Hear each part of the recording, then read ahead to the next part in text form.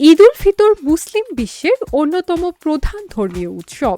এক মাস রোজা রাখার পর এই দিনটি আনন্দ, প্রার্থনা এবং সামাজিক বন্ধনের মাধ্যমে উদযাপন করা হয়।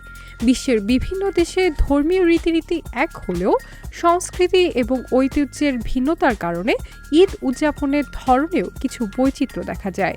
সেই সাথে দেখা যায় বৈচিত্র্যময় খাবার। মধ্যপ্রাচ্যের দেশগুলোর মধ্যে সৌদি আরবে ঈদ অত্যন্ত জাঁকজমকভাবে উদযাপন করা হয়। মসজিদের নামাজের পর বিশেষ খাবার তৈরি করার রীতি রয়েছে। এর মধ্যে রয়েছে কাবসা। এটি সৌদি আরবের সবচেয়ে জনপ্রিয় খাবারগুলোর একটি। মশলা দিয়ে রান্না করা ভাতের সঙ্গে মুরগি বা খাসির মাংস দেওয়া হয় এতে। তারপরে আছে মিষ্টি জাতীয় খাবার মামুল। এটি খেজুর, পিস্তাচিও এবং আখরোটের পুর দিয়ে তৈরি করা মিষ্টি কুকি। ঈদের সময় অতিথিদের আপ্যায়নে এটি খুবই জনপ্রিয়। লুকাইয়ামাত ছোট ভাজা মিষ্টি বলের মতো খাবার, উপর থেকে মধু বা খেজুরের সিরাপ ঢেলে পরিবেশন করা হয়। আরও রয়েছে জারিশ। জারিশ গমের দানা, মাংস এবং দই দিয়ে তৈরি ঐতিহ্যবাহী খাবার। তুরস্কতে ঈদকে বলা হয় রামাজান বায়ারামি। এই দিনে নানা পদের ঐতিহ্যবাহী খাবার খাওয়া হয়। এর মধ্যে রয়েছে বাকলাভা।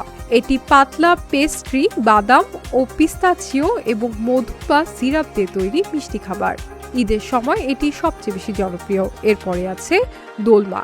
এটি আঙুর পাতা বা সবজির ভেতরে ভাত এবং মশলা দিয়ে বানানো ঐতিহ্যবাহী খাবার। আরেকটি জনপ্রিয় খাবার বোরেক। এটি পাতলা ডো বা পেস্ট্রির ভেতর মাংস, পনির এবং সবজি দিয়ে তৈরি সুস্বাদু খাবার।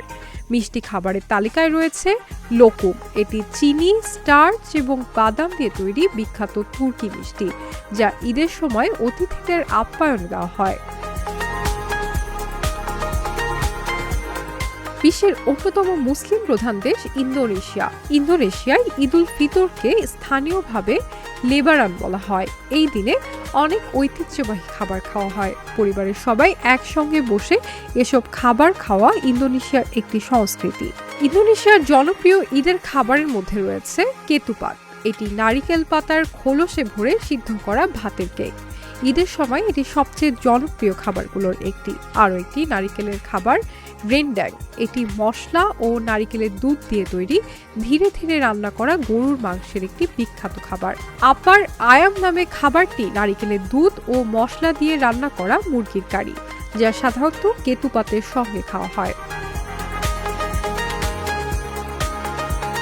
বিশ্বের বিভিন্ন দেশে সংস্কৃতি এবং ঐতিহ্যের ভিন্নতা থাকলেও ঈদের মূল বার্তা একই: ভ্রাতৃত্ব, সহমর্মিতা এবং আনন্দ ভাগাভাগি করা। তাই যে খাবারই খাওয়া হোক না কেন, সবাই যেন একসাথে মিলেমিশে উপভোগ করেন, এই নির্দেশনাই ইসলাম দেয়। Shiny Alam Chowdhury, Dhaka journal.